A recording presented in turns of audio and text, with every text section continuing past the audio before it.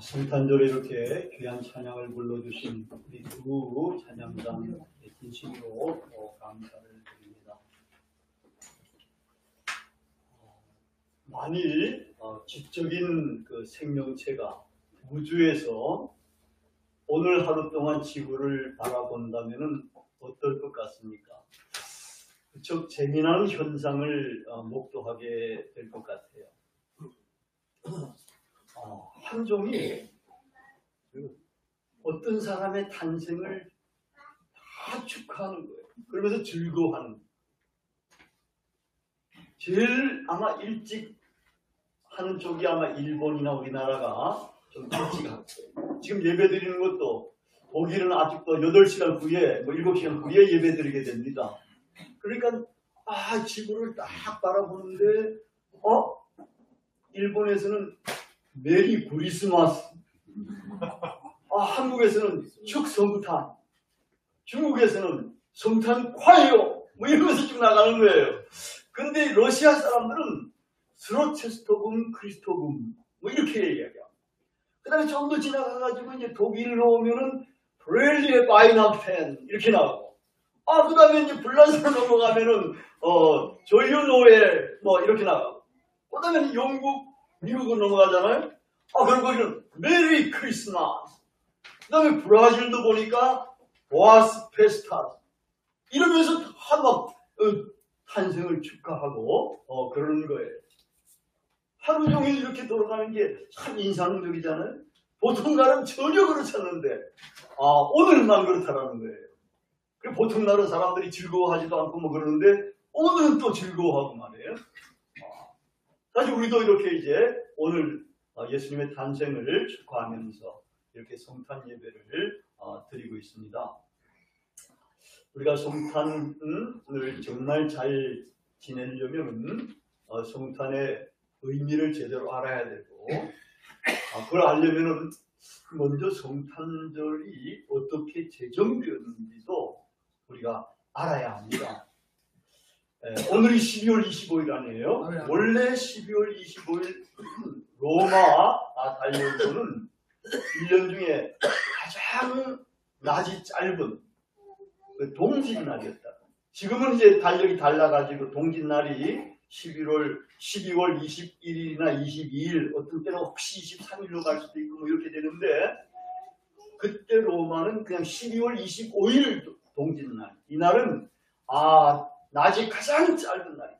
이렇게 이제 결정해서 지내고 있었습니다. 이 당시 로마에서는 페르시아에서 이제 유입되어 온 미트라스 종교가 이 귀족들과 군인들 중에 막강한 영향력을 행사하고 있었습니다. 그러면서 신생 기독교와 이제 아주 경쟁을 치열하게 하고 있었습니다. 나중에는 기독교가 더 세가지고 미트라스 종교를 완전히 선멸하게끔 이렇게 됩니다.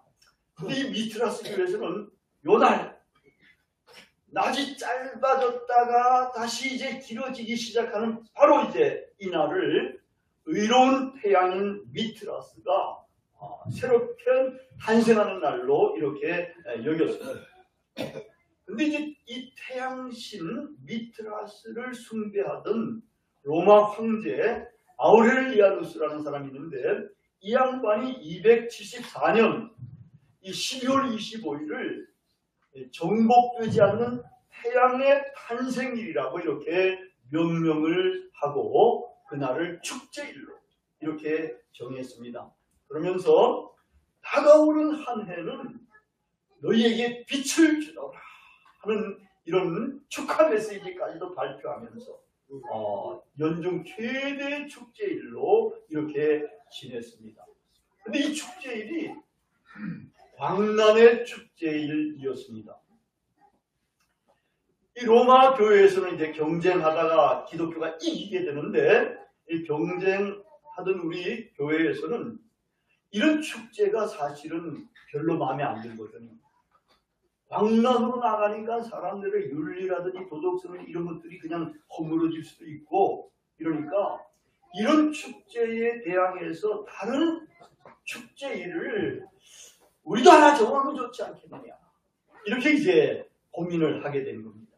그래가지고 우리는 세상의 빛, 의의 태양이신 예수 그리스도의 탄생일을 이렇게 그런 날로 결정하면 좋겠다고 이렇게 이제 의견이 모아졌습니다. 그래서 로마 교회는 태양신의 탄생일인 12월 25일을 예수 그리스도의 탄생일로 이렇게 선포를 했습니다.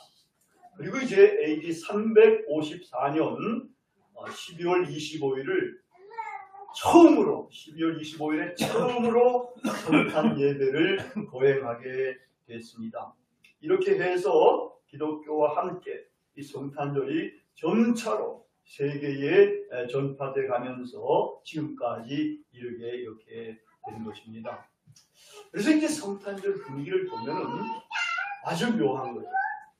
한편에서는 이 광란의 축제일 같은 그런 분위기도 좀 있고, 다른 한편에서는 좀 경건한 그런 분위기도 있다라는 거예요. 근데 교회는 절대로 광란의 축제일로 지키지 않습니다. 교회는 거룩하게 이렇게 또 찬양도 많이 부르고 이러면서 참 경건하게 이렇게 성탄절을 보내는데, 이 세상 분위기는 이게 그 태양신 미트라스가 그 영향을 줬던 그런 영향 하에 그대로 내려오는 것 같은 그런 느낌이 들 정도입니다. 그래서 세상에서는 보니까 상술이나 이런 것들을 통해 가지고 어떻든지 간에 이 성탄절을 그냥 이 즐겁고 광란스럽게 이렇게 보낼 수 있는 이런 분위기로 몰고 가는 것 같아요. 또 백화점과 상가는 성탄절 맞이 특별 세일이라는 이런 프랜카드도 내걸기도 하고, 또 울긋불긋하게 막 크리스마스 트리를 곳곳에 세웁니다. 전 독일에 가서 깜짝 놀랐는데 독일에는 절대로 울긋불긋한 성탄 트리가 없어요. 전부 다 하얀 촛불로 이렇게 탁 해가지고 아주 안온한 이런 식으로 되어 있습니다. 또 성탄절에는 성탄절 케이크 막 우리나라에서 불티나게 팔린다고 그래요. 호텔은 매 터지고 스키장도 발디딜 틈도 없고, 또 이제 노래방도 줄 서서 기다리고, 또 이제 커피 카페 같은 데서도 10,000원이 되고, 술집도 10,000원이고, 청춘 남녀들을 만나가지고 술도 마시고 춤도 추고 올라이트도 하고 이러다가 크리스마스 베이비도 막 만들어내고 이런다고 그러지 않아요. 이거는 광란의 축제의 영향인 것입니다. 우리 교회의 신자들은 이런 광란의 흐름을 거슬러야 됩니다. 고요한 밤, 거룩한 밤 이런 찬양처럼 조용하고 그리고 차분하게 예수님의 탄생의 의미를 깊이 묵상하면서 그 의미를 이제는 나의 것으로 내 심장 속에도 그 의미를 알고 새겨야 됩니다. 이렇게 되면은 정말 주님의 태어나심을 마음껏 축하할 수가 있게 되는 겁니다. 주님의 탄생의 그 큰 기쁨과 그 평화, 그 행복, 그런 사람들의 마음을 지배하게 될 것입니다.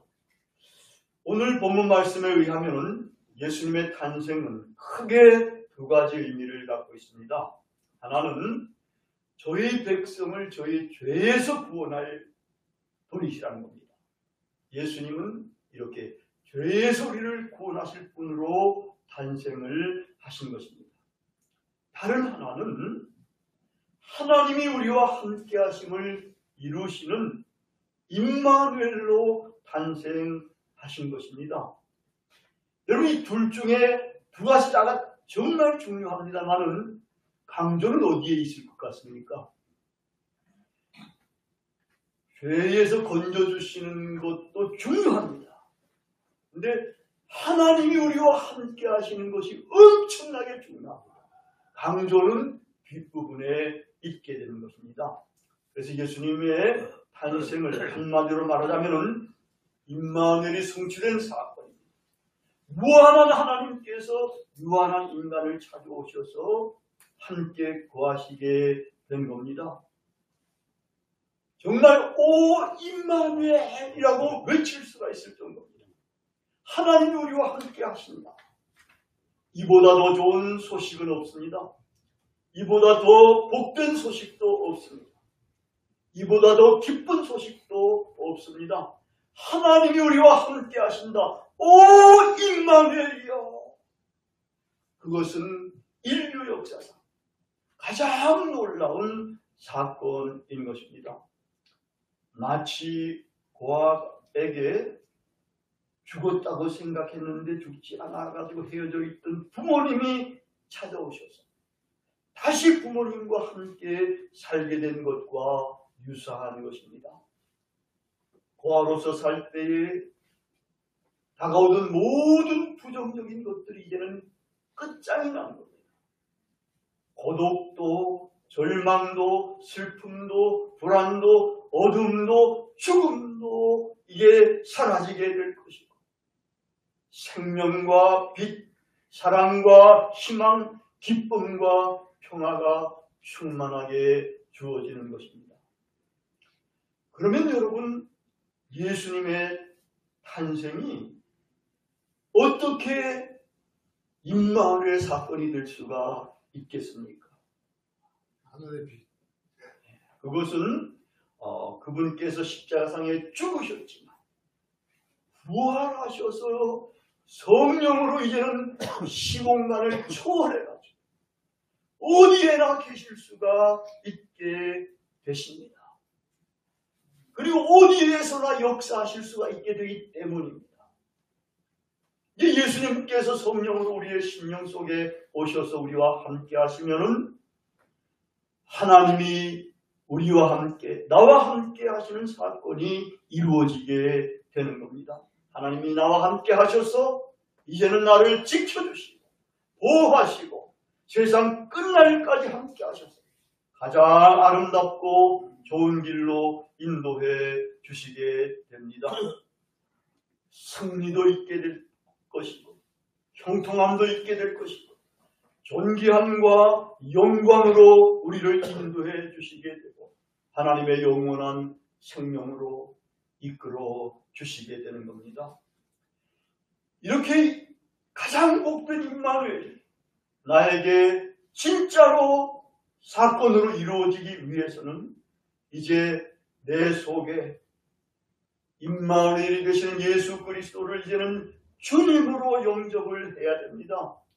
주님께서 내 심령 속에 계시게 되면 예수님의 탄생이 이루어진 것이 되고 임마누엘이 이루어지게 되는 겁니다. 부활하신 예수님이 성령으로 내 심령 속에 계시지 않으면 임마누엘은 이루어지지 않고 성탄은 나에게 아무런 의미가 없습니다. 미국 보스턴 가까이에 있는 소모빌이라는 작은 도시에서 일어난 사건입니다. 실제의 사건이라고 합니다. 그 시에서는 성탄을 맞이해가지고 이제 시청 앞에다가 아기 예수 탄생의 장면을 모형으로 만들어 놓았습니다. 근데 어떤 장난꾼이 거기서 아기 예수만을 딱 가져갔다는 거예요. 예수의 아버지도 있고 어머니도 있고 그 다음에는 이 목사들도 와 있고 그 다음에는 동방박사들도 막 있고 거기 말구류도 있고 강보도 쌓여 있고 다 그런데 예수만이 없다라는 거예요. 가장 중요한 주인공이 없으니까 야단난 거죠, 시에서는. 그래가지고 막 방송을 막 한 거예요. 이거 아기 예수를 꼭 갖다 놓으면 좋겠다고. 이러니 며칠 지나고 난 이후에 이제 장난꾼이 다시 거기다가 이제 그거를 갖다 놨다 한 거예요. 그래서 아기 예수를 잃어버렸던 사건을 하나의 해프닝으로 이제 잊어버리게 됐겠습니다만은 이 사건을 통해서 한 가지 배운 교훈이 있다는 겁니다. 예수 없는 성탄은 아무런 의미가 없다. 아무리 다른 것들이 많이 있다 하더라도 예수가 없으면 쓸 데가 없다. 우리의 삶에도 여러 가지 많은 것들이 있을 수가 있고 중요한 것들이 있을 수가 있다 하더래. 정말 아기 예수, 또 십자가에 달려 죽으신 예수 그리스도, 부활하신 예수 그리스도가 내 심령 속에 거하지 않으면 아무런 의미가 없고 성탄도 의미가 없다는 것입니다. 오늘 성탄 예배에 우리는 임마누엘로 태어나신 그분을 내 마음속에 깊이 영접하십시다. 이분을 나의 주님으로, 평화의 왕으로, 영존하시는 하나님으로 내 마음속에 굳게 영접하십시다.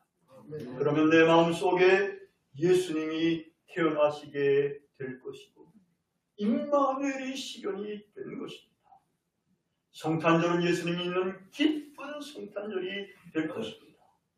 우리의 마음은 이제는 빛으로, 기쁨으로, 평화로, 행복으로 가득하게 될 것입니다. 우리의 삶에는 함께 하시는 임마누엘의 승리와 형통함과 번영이 깃들어가게 될 것입니다. 이런 임마누엘의 탄생이 여러분 심령 속에 이루어지는 오늘 성탄 예배가 되기를 기원드립니다.